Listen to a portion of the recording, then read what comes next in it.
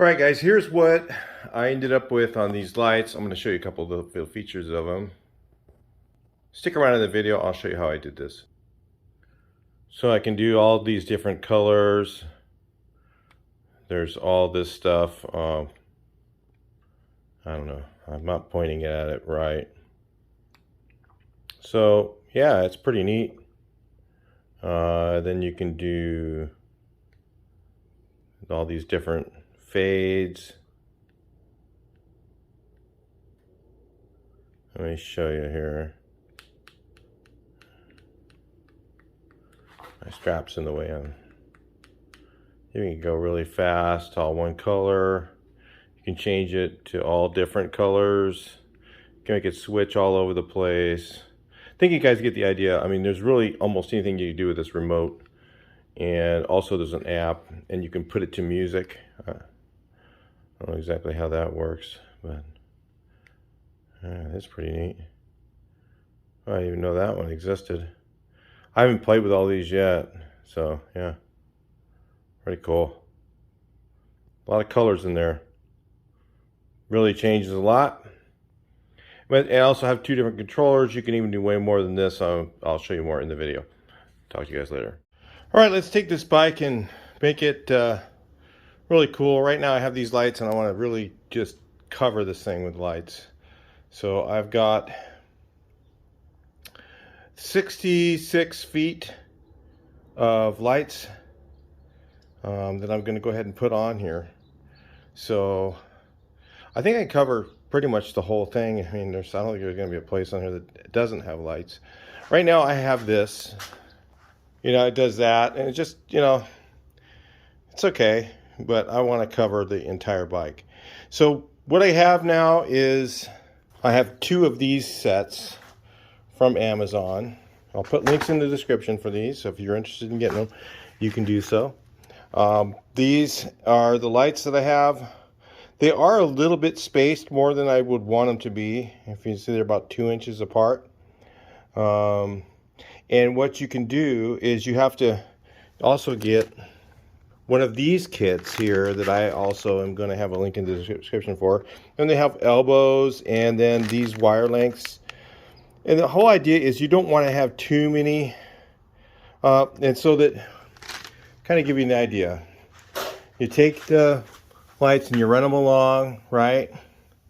And then either you turn around and go back, or you try and go out over here and around and then back up the other side, which would probably be better if I can do less turns.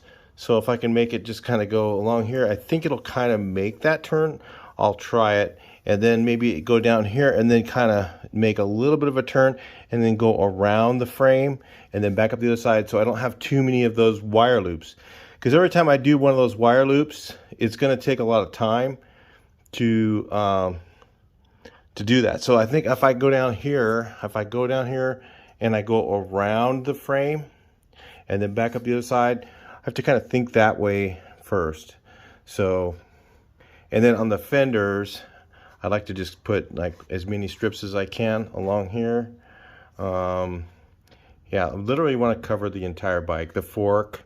Well, it does have suspension, so it's going to be a little tricky to do. But I could put one of those wire loops here, from here down to here, so that the suspension could still work, and it would just have that wire that would flex back and forth. They also have inside there some plugs that are kind of like this one here. So this unplugs. Okay, and it has those little teeth. And I'll get you guys up closer so you can see. Okay, be good. There.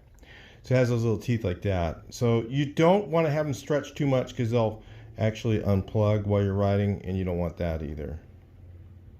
So these are USB powered. So you could either use a battery if you wanted to put them on a bike. One of these, you could use one of your old cell phone batteries. Cell phone recharging batteries that you really can't use anymore, that's too slow for your new. So those old batteries can be reused, repurposed for this. Or if you have a e-bike with a cyclometer like this one, like this type of cyclometer. Typically, if you go underneath it right here, there's also a USB port. So you can plug your lights in right here and run everything off of the one battery. So you can do it all for this. So I think what I'm going to do too is I'm going to strip this off right here, the Magicycle. Magicycle, this is a great bike if you're interested. I'll put a link in the description for that too. Magicycle gave me this bike to review for YouTube, and it's been a really fantastic bike. So anyway, it's a 52 volt. I mean, it's got basically every bell and whistle you could possibly imagine on it, and it has some of the best brakes and derailleur you can buy. They really work really well, really smooth and even. So yeah, and then I'm going to be doing the bike right now in this video, but we're going to do the wheels at a later date. I ordered some stuff from AliExpress for those. They had stuff that was different there. Again, maybe I'll put a link in there for those things that I got as well. So anyway, let's get started. I was debranding it.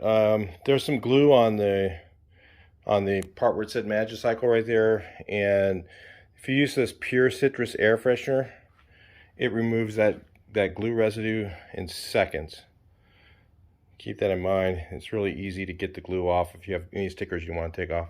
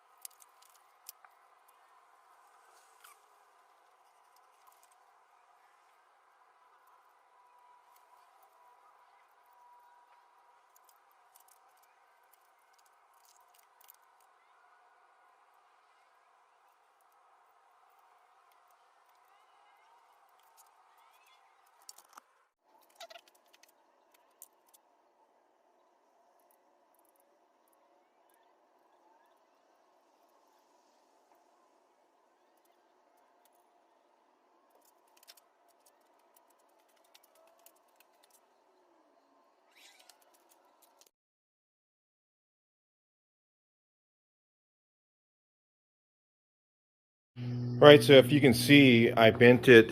It kind of goes, it bends a little bit to go around these corners, and then you really want to go through and kind of push it all down really good.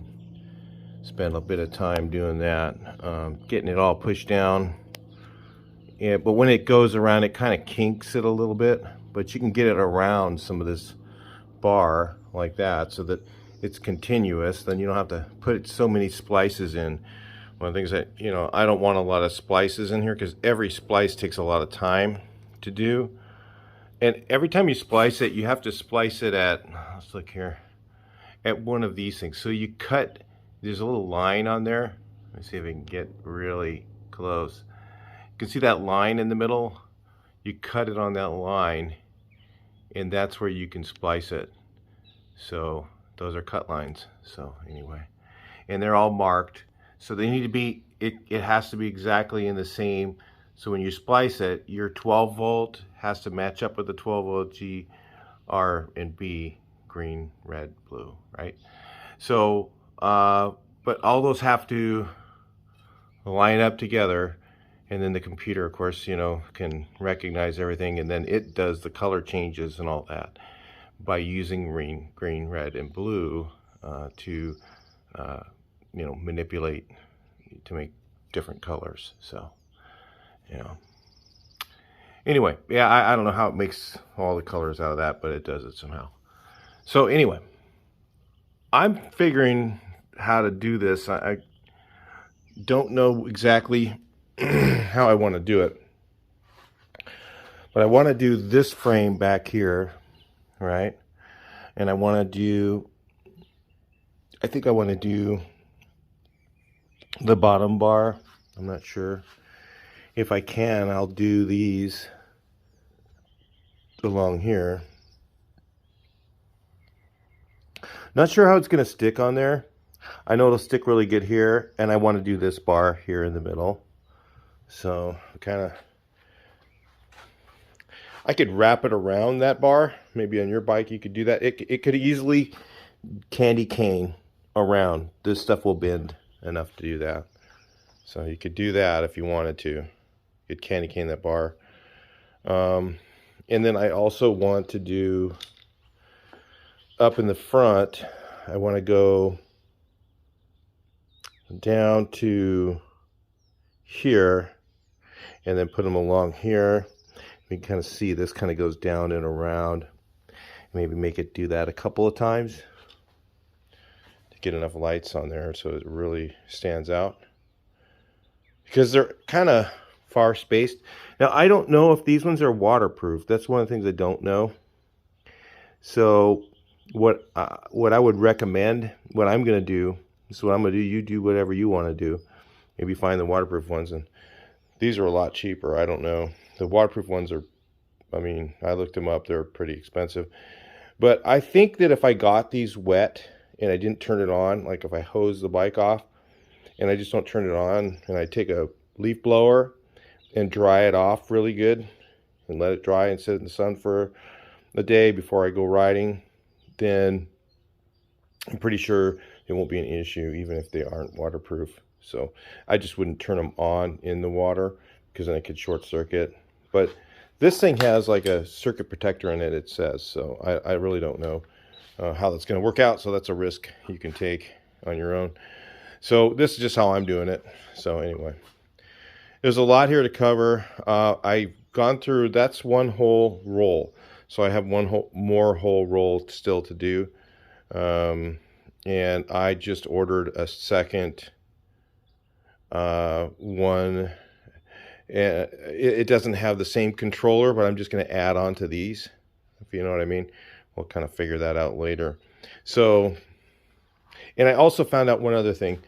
The USB in here does not have any power. So I'm just going to use one of these. This will run everything. One of these batteries. And I'm going to put it back. I'm going to put my bike bag back on. You notice I took it off to put the lights on. I'm going to put that back on, and it really won't conflict much with the lights, so I'll put that back. I'll put the battery inside there, and when I want to use it, I just plug that in, turn it on, use my remote, and it has a whole bunch of different settings for these lights. I mean, you can literally, with this remote, where did I put it? With the remote, you can actually do it by just pushing this button here bunch of times. There's also an app on here to do lights to music of some sort. And you can see here there's even music settings on here. So whoops, I have it upside down. Music settings, and then you have, you know, green, red, green, blue, and then there's different shades down to pink, and then white. So, and then you can do jump, all these different type things here, and you can make it go faster or slower by doing this. And this is all done with a remote. Plus there's an app you can put on your phone that will do the same thing. I guess it does this through Bluetooth. This right here, this little thing right here is the antenna. So you have to be facing your remote towards this. So if it's not facing towards that, it won't work. So anyway, if you have a problem with that, that's what it is. Was things I figured out. So anyway, I'm going to go ahead and finish putting more lights on, and I'll bring you back in. All right, to get these little things, I'm zoomed way in so you can see, you have to bend up each one of these little tabs and then shove that underneath so that it's connected with there. And sometimes there's a clear coating on here, so you have to take that off, but this one didn't have clear coating, so it may not be waterproof. I think that's what makes it waterproof, is the clear coating. So they're underneath, and then when you clamp these things down, then it holds it on the wire. So you want to do this and then test it afterwards to make sure that you got good connection. So each one of these takes a bit of time to do. That's why I don't want to do too many of them. That's one of the reasons I'm telling you guys, try and figure out your the method to the madness before you get too far into it. And then what I'm going to do here is I'm just going to put a zip tie on here to hold this in place, and then I'll just start my run down below, trying to figure out how to do that right now. So I just wanted to go down, so I'll have to put a zip tie right there and then connect down here. And then when I do this, so it has to have enough room for the steering and suspension, so I have to have enough, you know, turn it all the way this way. Is that going to affect it all the way the other way? So if it's in the center, it's probably best, and then it doesn't need as much.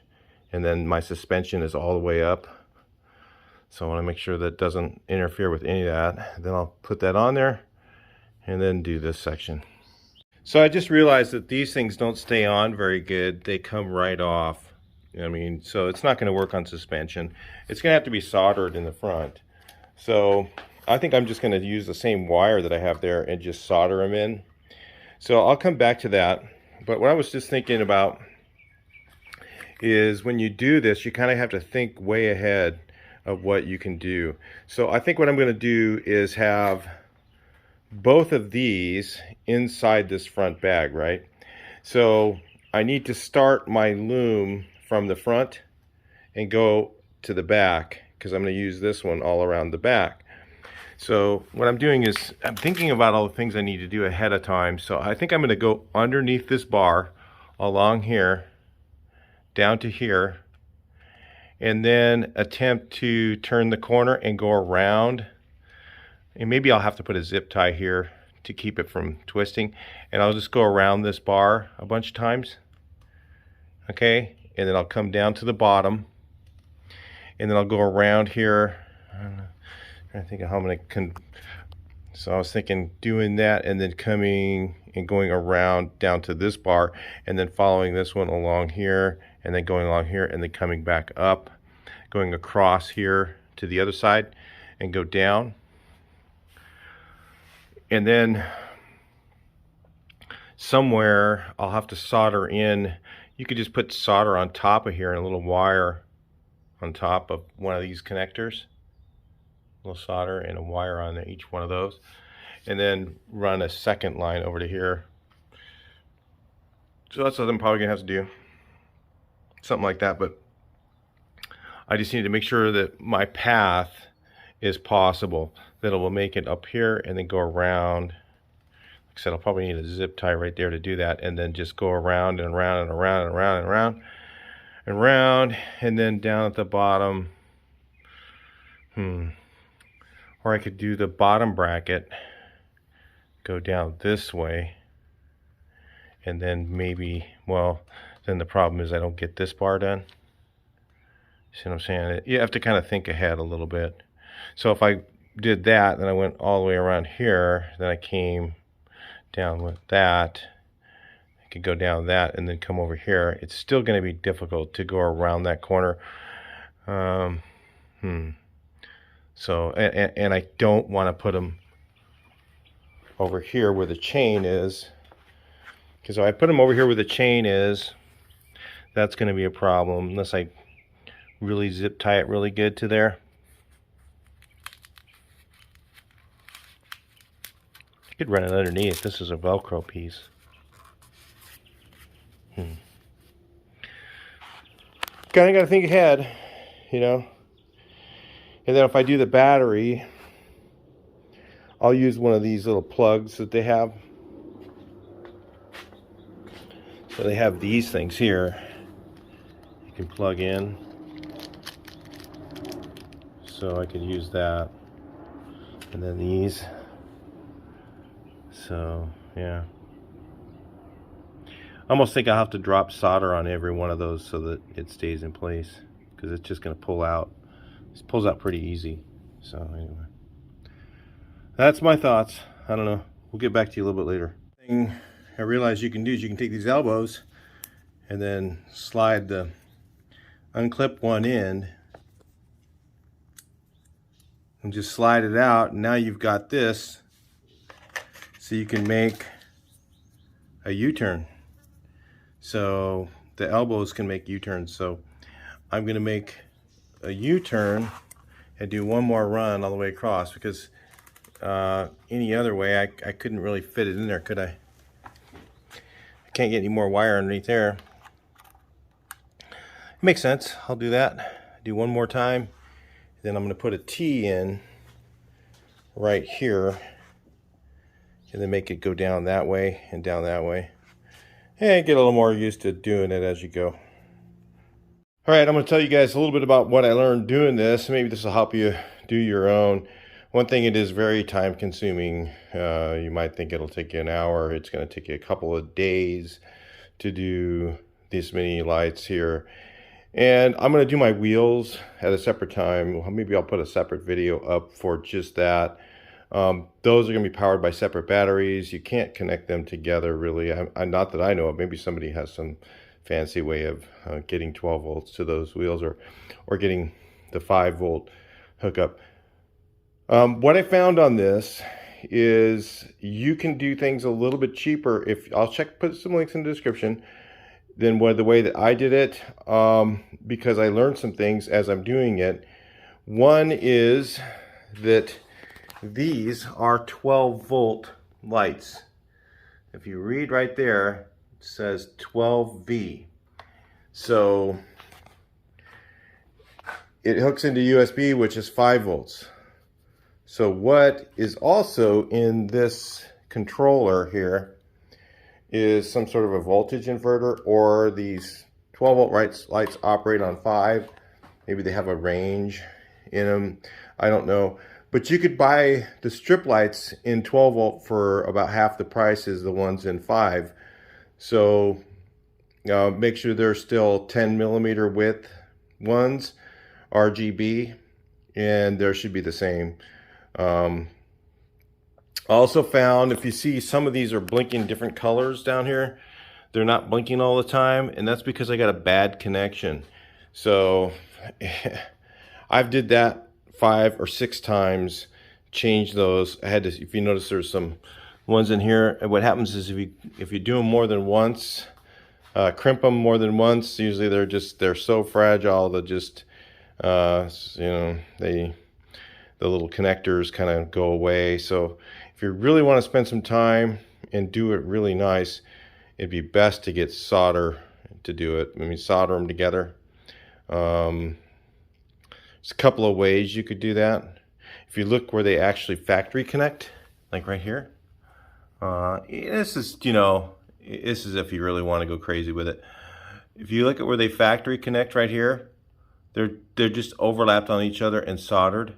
So you could do them that way, and it will take you a lot of time, I'm sure, to do, but you'll have less issues with, you know, like what I have here with the lights not blinking all the time. So that's a bummer there. But eventually what I may do is take the connectors off and then get little pieces of wire and solder them, and then they'll be fine.